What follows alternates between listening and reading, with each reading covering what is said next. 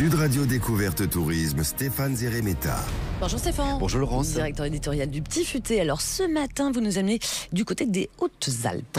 Absolument, on va dans le parc naturel régional du Queyras. Et c'est vrai que la montagne est absolument incroyable à toutes les saisons, d'une certaine façon. Voilà, bien sûr, en ce moment, l'été, c'est génial. L'automne, un peu plus tard, c'est vraiment superbe, notamment pour les couleurs. D'ailleurs, dans le Queyras, quand on y sera à cette période-là, c'est un peu, on peut appeler ça le feu des mélèzes. Parce que c'est vrai que, alors c'est un feu virtuel, hein, c'est la couleur, parce qu'en fait, juste avant l'arrivée des premiers flocons, ils viendront assez tardivement, on a toutes ces aiguilles de mélèzes qui vont devenir dans les jaunes orangés, c'est absolument magique. Et avec la lumière du soleil, c'est vraiment un vrai spectacle.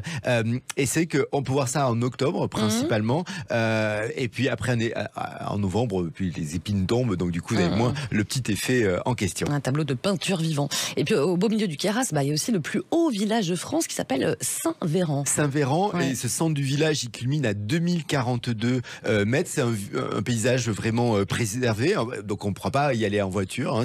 Il aura fallu se garer en bas. Alors c'est vraiment agréable de se promener dans les petites ruelles de ce village perché.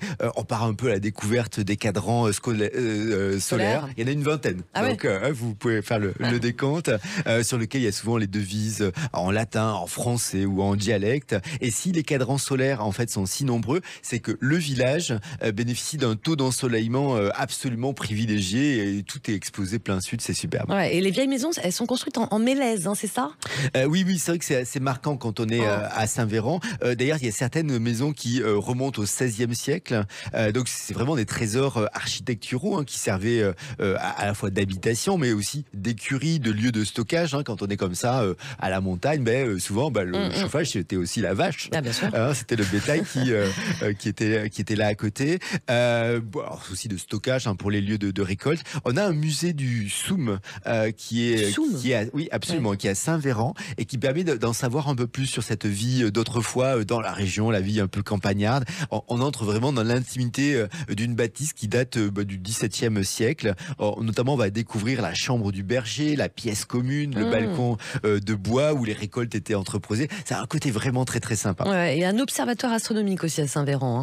Oui, d'ailleurs, on va citer la devise du village, là où le coq picore, les étoiles. C'est la devise. C'est la devise. Là où le coq, c'est à Saint-Véran. C'est pas une contrepétrie, ça, non? Cherchez-le. J'essaye, je suis très nulle, mais j'essaye. Non, c'est pas terrible. C'est vrai que ça fait référence à l'altitude de Saint-Véran, puisque là, on picore les étoiles, on est vraiment très haut. Mais il faut savoir aussi que dans le village, on a l'un des observatoires astronomiques les plus hauts d'Europe.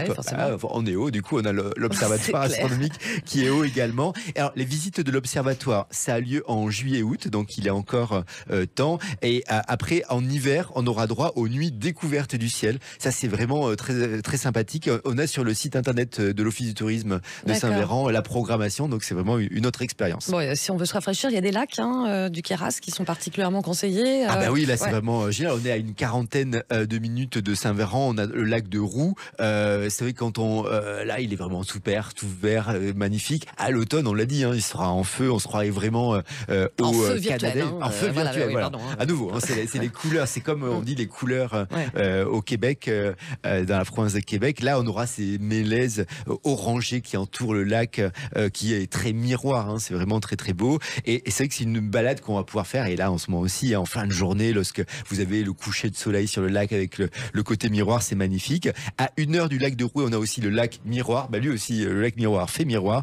Vous l'avez compris. Par contre, il faut 2 heures de randonnée pour y aller. Mais c'est sympa parce qu'à l'arrivée, franchement, vous avez le décor qui est tout aussi saisissant. C'est absolument génial. Et d'ailleurs, ce sont les 2 seuls lacs du Queyras qui sont entourés de mélèzes. C'est pour ça que ça vaut vraiment le détour de les découvrir. Voilà, un coup de cœur du Petit Futé. Et demain alors, Stéphane Zeremeta, vous nous emmenez où? Nous partons à une destination lointaine et qui est vraiment un coup de cœur, qui est beaucoup de coups de cœur. Mais bon, autant vous donner l'essentiel. C'est l'Équateur, un petit pays d'Amérique du Sud absolument génial. On vous suivra. Merci beaucoup. À demain, Stéphane.